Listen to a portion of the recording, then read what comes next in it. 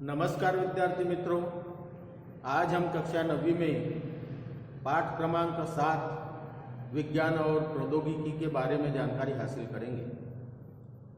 विज्ञान के बारे में और प्रौद्योगिकी के बारे में भारत के स्वतंत्रता के पश्चात इस क्षेत्र में जो विकास कार्य हुए उसका अध्ययन हम करेंगे। साथ ही विज्ञान और प्रौद्योगिकी क्षेत्र में कार्यरत महत्वपूर्ण संस्थानों और उनके योगदान का भी अध्ययन हम करेंगे। तो आइए चलते हम विज्ञान और प्रौद्योगिकी की पहले पॉइंट की तरफ, भारतीय परमाणु ऊर्जा आयोग की तरफ। भारत के प्रधानमंत्री पंडित जवाहरलाल नेहरू की वैज्ञानिक दृष्टिकोण निर्माण कर राष्ट्र की प्रगति साध्य करनी थी। इस विचार को लेकर उन्होंने 10 अगस्त 1948 को परमाणु ऊर्जा का गठन किया। आयोग के प्रथम अध्यक्ष के रूप में डॉक्टर होमी भाभा की नियुक्ति की गई। परमाणु ऊर्जा से विद्युत उत्पादन, खाद्यान्न उत्पादन, इतना ही नहीं, इसके साथ मेडिकल साइंस को भी आगे बढ़ाना था। इसके लिए उन्नत प्रौद्योगिकी का निर्माण करना, नए नए टेक्नोलॉजी को विकसित करना आदि परमाणु ऊर्जा आयोग के उद्देश्य थे। इस विभाग ने वर्ष 1956 में परमाणु ऊर्जा पर चलने वाली भारत की प्रथम परमाणु भट्टी जो अप्सरा है उसको कार्यान्वित किया। कब किया? 1956 में।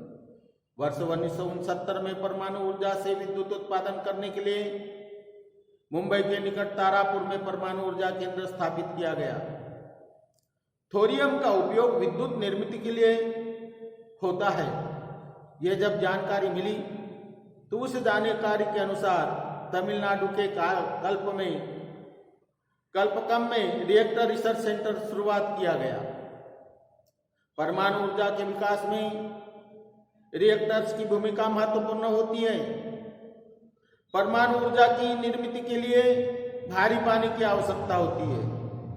इस भारी पानी के कारखाने बड़ोदरा, तालचेर, तुतीकोरिन, कोटा आदि स्थानों पर स्थापित किए गए। परमाणु भट्टियों के लिए आवश्यक भारी पानी यानी हेवी वाटर देश के भीतर बड़ी मात्रा में उत्पादन और अनुसंधान करने हेतु हेवी वाटर प्रोजेक्ट्स संस्थान का गठन किया गया। कालांतर में इस संस्थान का नामकरण हेवी वाटर बोर्ड रखा गया। उसके बाद चलते हैं हम अप्सरा भट्टी को देखने के उपरांत हम देखें 1956 में अप्सरा भट्टी ध्रुव परमाणु भट्टी मुंबई के समीप तुर्भे में वर्ष 1985 में पूर्णतः भारतीय बनावट की ध्रुव परमाणु भट्टी प्रारंभ की गई।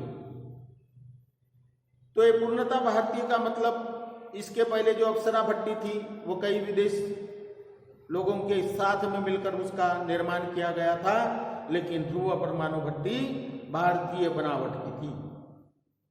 यूरेनियम धातु का ईंधन के रूप में उपयोग करने के लिए ध्रुव परमाणु भट्टी का बड़ी मात्रा में उपयोग होता है। तुर्भे केंद्र में लगभग 350 किरणोत्सारी पदार्थों की निर्मित की जाती है। उसका उपयोग उद्योग, कृषि, चिकित्सा क्षेत्रों में किया जाता है।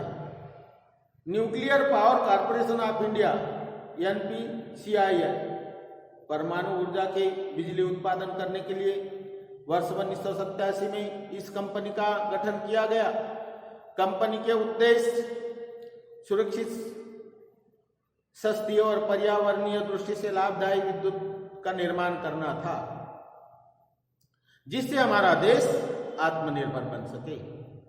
परमाणु परीक्षण, पोखरण में प्रथम परमाणु परीक्षण। पोखरण में प्रथम परमाणु परीक्षण ऊर्जा का उपयोग शांति और स्वयं पूर्णता के लिए करना भारत की नीति है। इस नीति के अनुसार भारत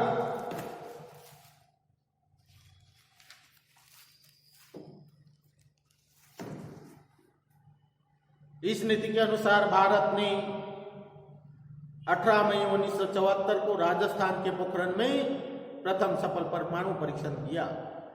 चीन का परमाणु अस्त्रों से सुसज्जित होना और चीन के सहयोग से परमाणु अस्त्रों से सुसज्जित होने के लिए चल रही पाकिस्तान की छटपटाहट के कारण भारत परमाणु परीक्षण करने का निर्णय लेना पड़ा।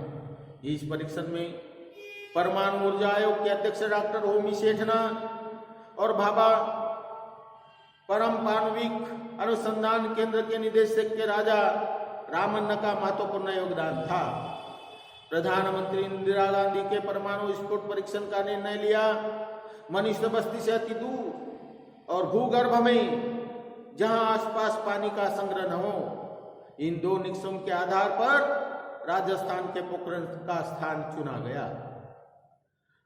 दूसरा परमाणु परीक्षण 11 मई 1998 को भारत ने अपनी परमाणु अश्वसज्जिता सिद्ध करने के लिए पोखरण में दूसरा परमाणु परीक्षण किया। इस दिन 3 परमाणु परीक्षण किए गए। उसमें एक हाइड्रोजन बम का था। प्रधानमंत्री अटल बिहारी वाजपेयी ने आश्वस्त कराया, भारत प्रक्षेपास्त्र का पहला प्रयोग नहीं करेगा, परंतु अमेरिका ने भारत पर तत्काल आर्थिक प्रतिबंध लगाए। उसके बाद प्रक्षेपणास्त्र विकास पृथ्वी, जो पहला हमारा पृथ्वी है, वर्ष 1988 में पृथ्वी प्रक्षेपणास्त्र और वर्ष 1990 में अग्नि प्रक्षेपणास्त्र का सफल परीक्षण हुआ। प्रक्षेपास्त्र संपूर्ण विश्व का ध्यान भारत के पारमाणविक प्रक्षेपणास्त्र विकास कार्यक्रम की ओर खींचा गया। Integrated guided missile development programme IGMDP के अंतर्गत प्रक्षेपणास्त्र विकास का कार्यक्रम प्रारंभ किया गया। उसके अनुसार रक्षा अनुसंधान और विकास संस्थान DRDO ने प्रक्षेपणास्त्र निर्माण को प्रारंभ किया। ये सभी कार्य डॉक्टर APJ अब्दुल कलाम के नेतृत्व में सफल हुए। पृथ्वी, जमीन से जमीन पर मार करने वाली मिसाइल, थल सेना को पृथ्वी 1, पृथ्वी 2, वायुसेना को पृथ्वी 3, नौसेना को सौंपी गई। थल सेना को पृथ्वी 1, उसके बाद में जल सेना, जिसे हम नौसेना पृथ्वी 3 और पृथ्वी 2 वायुसेना को सौंपी गई। न्यूक्लियर बैलिस्टिक मिसाइल द्वारा पृथ्वी प्रक्षेपास्त्र मिसाइल को 150 से 300 किलोमीटर की दूरी तक का लक्ष्य साधना संभव हुआ। उसके बाद आते हैं हम अग्नि की तरफ। चीन और पाकिस्तान को भारत की प्रक्षेपणास्त्र सामर्थ्य का अनुमान हो, भारत की सीमा सुरक्षित रहे, इसलिए अग्नि 1 का परीक्षण किया गया। इस सामरिक प्रक्षेपास्त्र का लक्ष्य 700 किलोमीटर का था। आगे अग्नि 2 का और अग्नि 3 का भी निर्मित की गई। आकाश नाग प्रक्षेपास्त्र, जमीन से आकाश में प्रहार करने के लिए वर्ष 1990 में आकाश प्रक्षेपणास्त्र का निर्माण किया गया। 30 किलोमीटर के दायरे में 720 किलोमीटर के विस्फोटक पराध्वनि की गति से ले जाने की क्षमता इस प्रक्षेपास्त्र की है। शत्रु के पेट्रोल टैंक नष्ट करने के लिए फायर एंड फॉरगेट स्वरूप के नाग प्रक्षेपास्त्र तैयार किए गए। प्रक्षेपणास्त्र निर्मित के कारण सैनिक दृष्टि से भारत सुरक्षित हो गया। अंतरिक्ष अनुसंधान, केरल राज्य के तुम्बा स्थित तुम्बा इक्वेटोरियल लॉन्च सेंटर से Indian national committee for space research, इस संस्था ने भारत के प्रथम आविष्कृत अग्नि रॉकेट वर्ष 1961 में सफल प्रक्षेपण किया। वर्ष 1969 में वर्ष 1969 में तुम्बा में स्वदेशी बनावट वाले रोहिणी 75 अग्नि रॉकेट का सफल प्रक्षेपण किया गया। इसके बाद का सोपान अर्थात 1975 के बाद भारतीय उपग्रह आर्यभट्ट का सफलतापूर्वक प्रक्षेपास्त्र किया गया। इस सफलता के यह सिद्ध हो गया कि अंतरिक्ष में छोड़े जा रहे उपग्रह की संरचना और उसकी निर्मित देश में हो सकती है। भारतीय विशेषज्ञों को भूकेंद्र में उपग्रह की ओर संदेश भेजना, उपग्रह की ओर से आए संदेश को भूकेंद्र पर ग्रहण करना, इस तकनीकी विज्ञान का विकसित करने के लिए उपग्रह की कार्यशैली का मूल्यांकन करने हेतु उच्च प्रौद्योगिकी अवगत हो सकती है, ऐसा आत्मविश्वास हो गया। उसके बाद चलते हम इसरो की तरफ। इंडियन स्पेस रिसर्च ऑर्गेनाइजेशन अंतरिक्ष अनुसंधान के बुनियादी कार्यक्रम या अग्नि रॉकेट संबंधी उपक्रम सफलतापूर्वक साध्य कर लेने पर अंतरिक्ष क्षेत्र में अधिक अनुसंधान करने के लिए 15 अगस्त 1969 को इसरो की स्थापना की गई। कब की गई? 1969 को 15 अगस्त। इसरो का मुख्य कार्यालय बेंगलुरु में है। इसरो ने अंतरिक्ष में उपग्रह प्रक्षेपित करने के लिए आंध्र प्रदेश के श्रीहरिकोटा में अंतरिक्ष तल कार्यान्वित किया। उसमें भास्कर 1 वर्ष 1979 में पृथ्वी की सतह की विविध बातों का निरीक्षण कर दूर संवेदी तकनीकी द्वारा साध्य हो, इसलिए इसरो द्वारा तैयार किया गया भास्कर 1 प्रायोगिक उपग्रह भारत से सोवियत यूनियन ने भेजा। इस देश के जल संग्रह, खनिज संग्रह, जलवायु इनका अनुमान लेकर देश के विकास के लिए दूर संवेदी तकनीकी विज्ञान उपयोगी सिद्ध होने वाला था।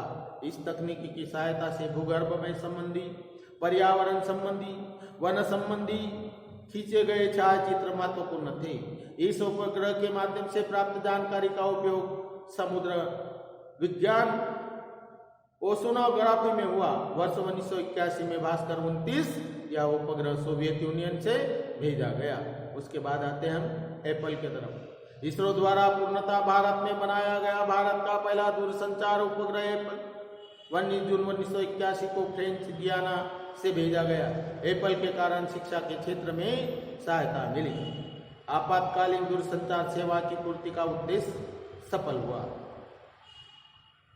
इनसेट इंडियन नेशनल सैटेलाइट अगस्त 1983 में इनसेट A-B उपग्रह का सफलतापूर्वक प्रक्षेपण हुआ। इस कारण भारत के दूरसंचार, दूरदर्शन, आकाशवाणी, जलवायु का अनुमान बताना, अंतरिक्ष विभाग क्षेत्र में क्रांति हो गई।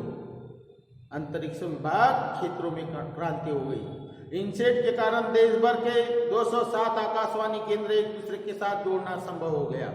इस प्रणाली का उपयोग आपातग्रस्तों की खोज तथा बचाव, जहाज अथवा विमान दुर्घटना के प्रसंग में जलवायु का पूर्वानुमान, अतः तूफान की खोज तथा समीक्षा, टेलीमेडिसिन और शैक्षणिक संस्थाओं को हो रहा है। इनसेट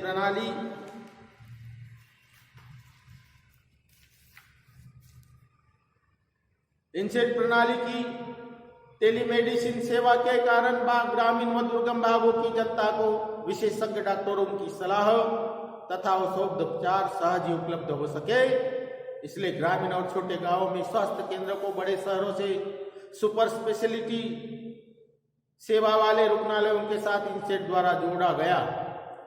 प्रौद्योगिकी की प्रगति। रेल इंजन निर्माण करने वाला चित्तरंजन लोकोमोटिव वर्क कारखाना बंगाल के बर्धवान जिले के चित्तरंजन में स्थापित किया गया। इस कारखाने में बाष्प से इंजन, डीजल और विद्युत इंजन का निर्माण किया गया। वाराणसी के डीजल लोकोमोटिव वर्क के प्रथम डीजल इंजन का निर्माण किया गया। यहीं से श्रीलंका, बांग्लादेश, तंजानिया और वियतनाम में इंजनों का निर्माण शुरू हुआ। टेलेक्स सेवा। देश के एक भाग से दूसरे भाग में शीघ्र गति से टंक मुद्रण स्वरूप के संदेश वहन करने वाली टेलेक्स सेवा वर्ष 1963 के केंद्रीय दूरसंचार मंत्रालय ने आरंभ की। 1969 में देवनागरी लिपि में टेलेक्स सेवा पहली बार दिल्ली में आरंभ हुई। बाद में उसका विस्तार पूरे भारत में हुआ। इस सेवा का उपयोग सभी क्षेत्र में शुरू हुआ। इस वर्ष 1990 के बाद इंटरनेट का उदय हुआ और इस सेवा का महत्व समाप्त हो गया। उपग्रह दूरसंचार प्रणाली हम बाद में देखेंगे। तो आइए हम चलते हैं अपने। आज का दिन आपका शुभ हो। धन्यवाद।